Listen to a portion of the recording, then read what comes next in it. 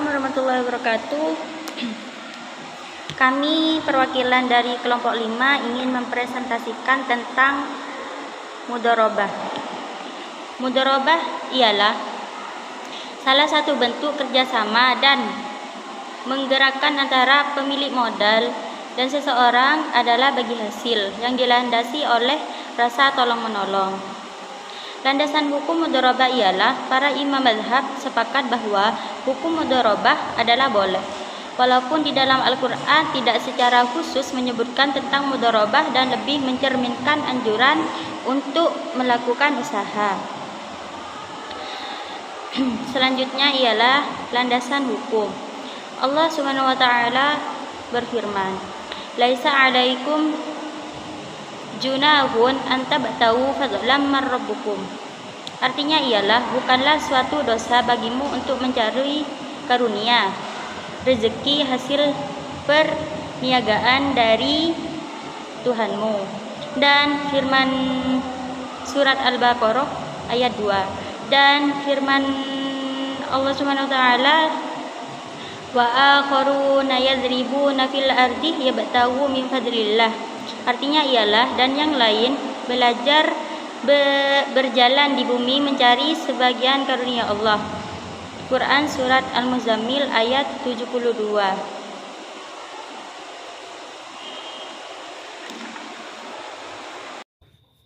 Baik, saya akan melanjutkan. Selanjutnya adalah rukun mudharabah. Syarat dan rukun mudharabah. Apabila Anda ingin melakukan mudharabah, ada beberapa syarat dan rukun yang harus Anda penuhi, yakni sebagai berikut. Syarat mudharabah. Syarat mudharabah adalah kriteria yang melekat pada rukun mudharabah, sehingga pembahasannya akan kami sertakan bersama dengan rukun. Syarat-syarat ini penting untuk dipenuhi karena akan menentukan dapat atau tidaknya suatu rukun dilaksanakan. Selanjutnya, rukun mudharabah itu ada 3, yakni terdapat pemilik dan pengolah modal. Yang kedua, ijab kabul, dan yang ketiga, adanya modal dan keuntungan. Baik, selanjutnya akan dilanjutkan oleh teman saya. Slide yang selanjutnya ini tentang rukun mudharabah. Yakni ada 3. Yang pertama, terdapat pemilik dan pengolah modal, ijab kabul, dan adanya modal dan keuntungan. Ada 4. Nah, rukun mudharabah sendiri itu apa sih sebenarnya? Nah, rukun mudharabah itu penting bagi sesama dan dilaksanakan karena jika ada rukun saja tidak terpenuhi, maka dapat menyebabkan akad tidak sah. Nah, berikut ini ada 4. Yang pertama, ada terdapat pemilik dan pengelola modal. Nah, yakni sahibul mal, pemilik modal, dan mudharib yakni pengelola modal.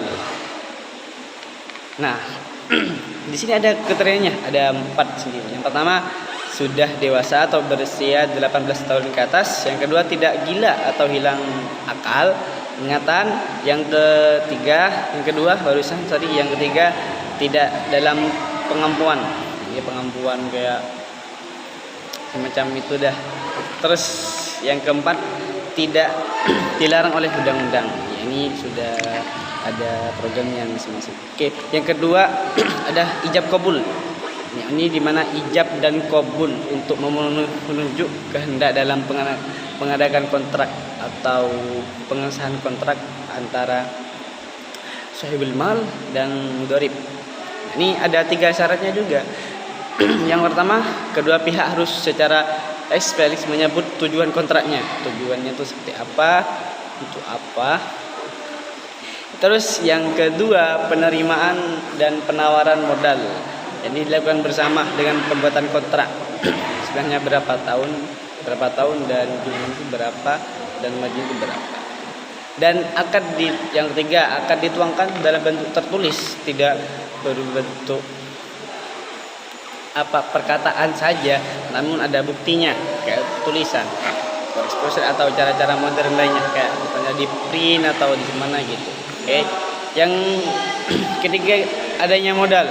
Kalau tidak adanya modal, ya tidak mungkin ada pinjamannya kan.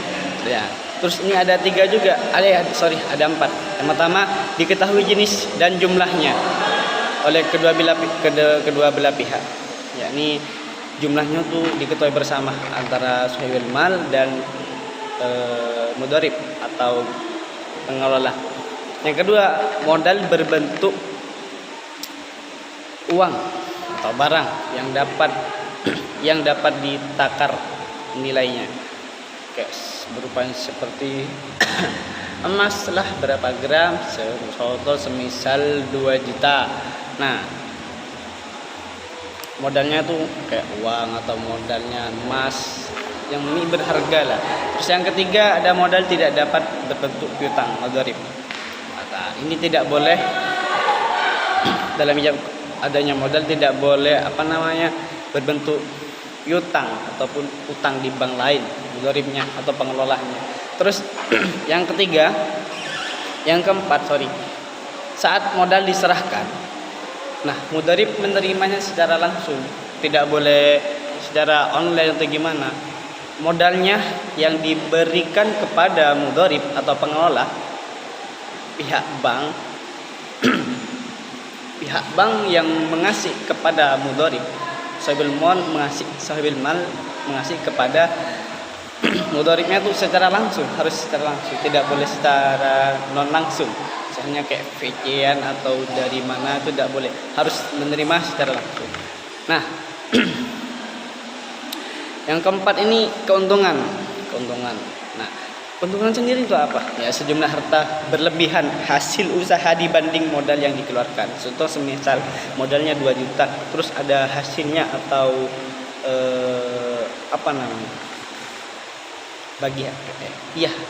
intinya lah laba. Contoh modalnya 2 juta, terus labanya tuh 500.000 selama periode tertentu ya. Oke.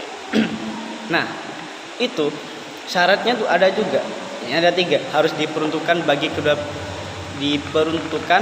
kedua pihak. Contohnya kayak mengesahkan ini modal gimana. Tapi di akad mudharabah itu sudah ada ijab kabulnya. Ijab kabulnya di awal itu sudah disepakati. Kayak berapa persen keuntungannya dan kerugiannya berapa persen. Terus yang kedua, jumlah keuntungan harus diketahui secara jelas oleh kedua pihak. Nah, mereka di ijab kabul tadi, yang kedua tadi sudah jelas di awal akad mudharabah ini, dari awal sudah ditentukan marginnya berapa, persenannya berapa, dan ruginya itu berapa, nanti dibagi. Namanya juga akad mudharabah. Oke, yang ketiga, persentase keuntungan harus dituangkan dalam kontrak secara tegas, tidak ada bertele-tele. Misalnya melalui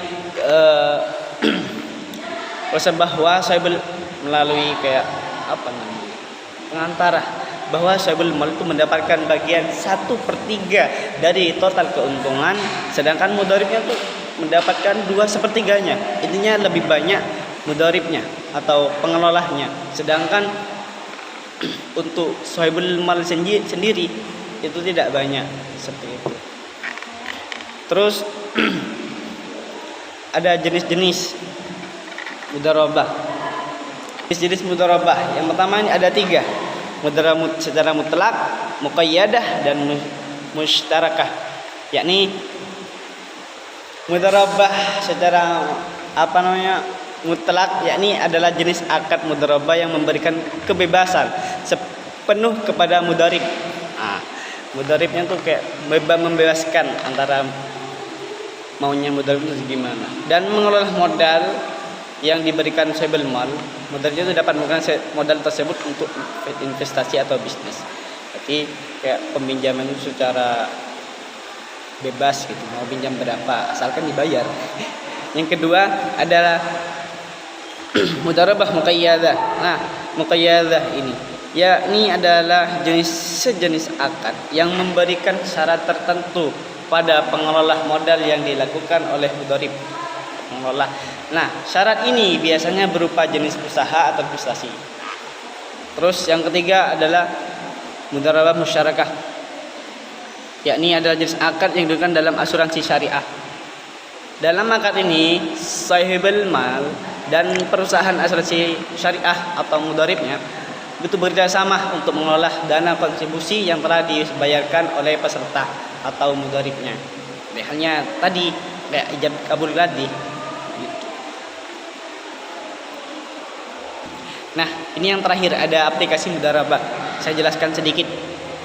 Nah, sahibul mal ini, mudharibnya ini meminjamkan, cara pengaplikasiannya ya. Mudharibnya meminjam kepada sahibul mal atau bank lah istilahnya gitu.